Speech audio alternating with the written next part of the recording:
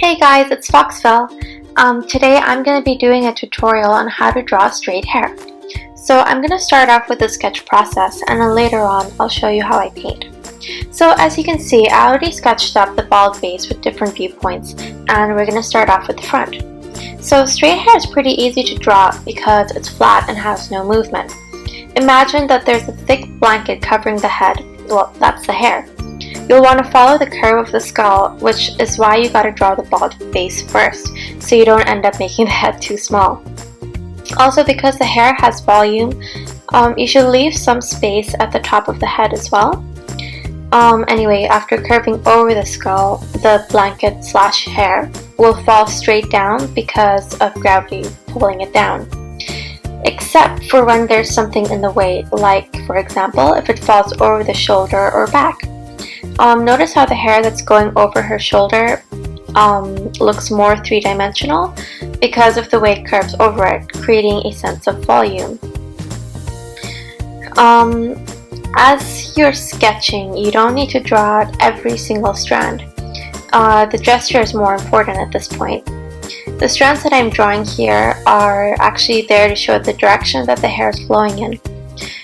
You want to focus on keeping the sketch as loose and as fluid as possible, using only as many lines as you need. And while you're drawing, because hair isn't perfect, it's a good idea to add like some loose pieces that are just falling from the side. Anyway, moving on to the profile, you can see more clearly, as I'm drawing it right now, how the hair falls over the shoulder. Like, it falls straight down, folds when it gets to the shoulder, and then curves over the back, and then falls straight down again. I mean, if we were dealing with wavy or curly hair, it wouldn't be as affected, and it would just keep its like shape. But I'll talk more about that in the next video.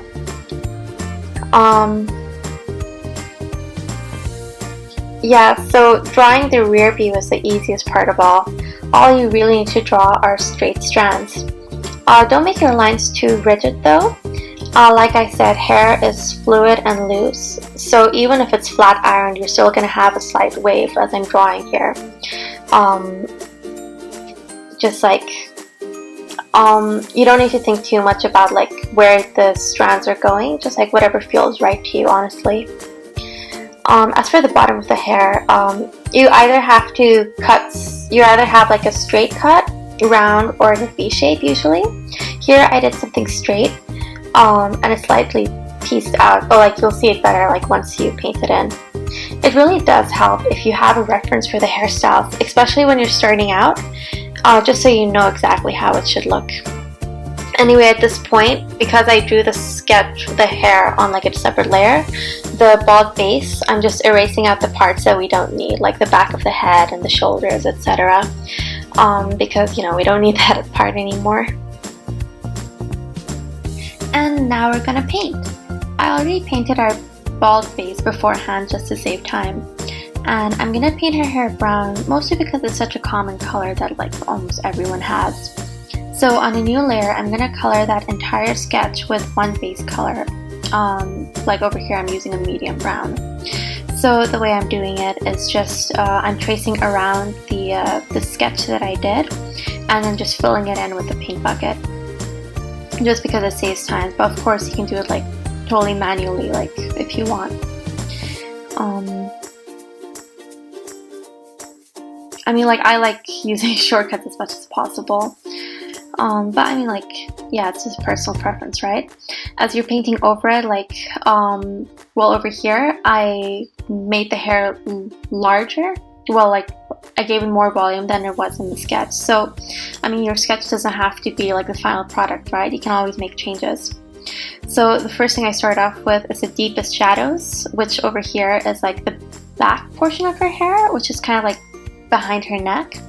And then like lighter shadows, which would be behind her ears, at the roots, behind her shoulders, and then going an even lighter shadow shade, which would just be like the streaks along her hair.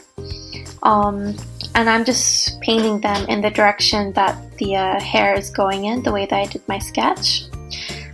There's no real rhyme or reason to it, just like I said, whatever feels right.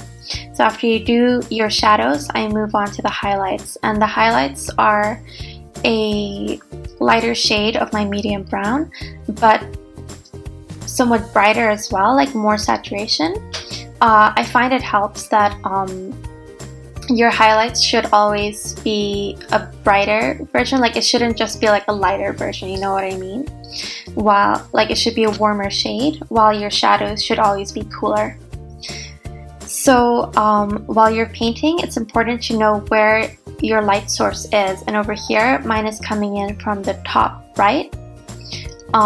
So the most reflection will be on like the top right of the hair, so you're gonna paint accordingly. Yeah, so at this point I'm just like adding in the highlights, adding in the shadows, and just blending. I also add like shadows towards the ends as well. And then because the hair is kind of piecey, I'll make the strands like have like two ends and a middle. So like the ends will be darker and the insides will be lighter. Anyway, I don't think you saw, but like I use levels just to like make the drawing brighter. And for that I use Command L. And for the rest of the painting, it's pretty much the same thing. I'm just gonna quickly go over it. You pick out your base color, again the medium brown, paint over the areas that you need, as well as any like extra parts. Then you go onto your shadows, which are on the roots, any like behind areas. And then you go on to highlights, which is depending on where your light source is. All following in the direction that the hair is flowing, and then you just blend until it forms like your hair strands. And honestly, that's pretty much it.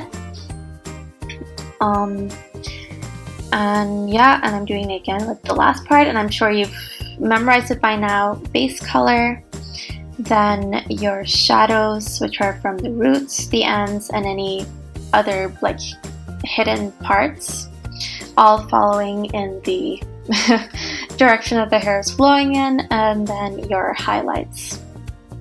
Honestly, like with practice, it'll come really easily to you. And as I said before, having a reference photo really helps, just so you have an idea of what the final product should look like. And eventually you'll have that memorized as well, so you won't need any reference photos at all, and you'll be able to do this on your own, and you'll know exactly how it should look in the end.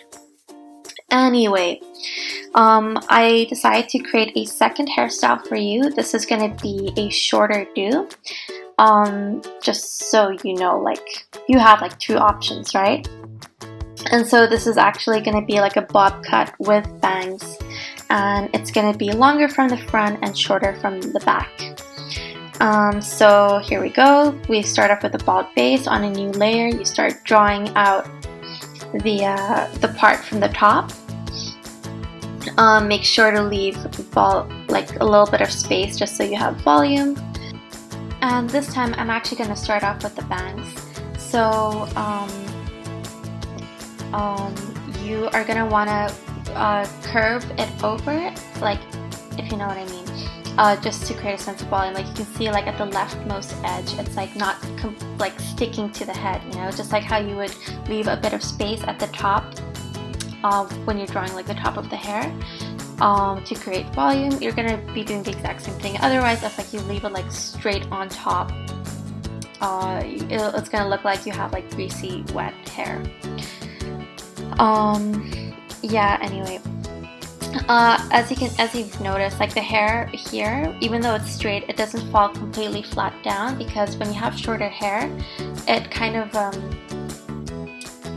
I know I keep saying this a lot, but it creates more volume. So you're gonna have like it's slightly poofed out from the bottom. From the profile, you can see that like how it's shorter from the back a little bit more easily, as well as like how the bangs push forward because they're so thick. From the back it's pretty much the same thing, although you won't be able to see the difference between like the long and short, just that like it's going to be slightly curved from the bottom and not completely straight, but otherwise you're going to be doing the same thing, straight lines just going down. Pretty easy actually.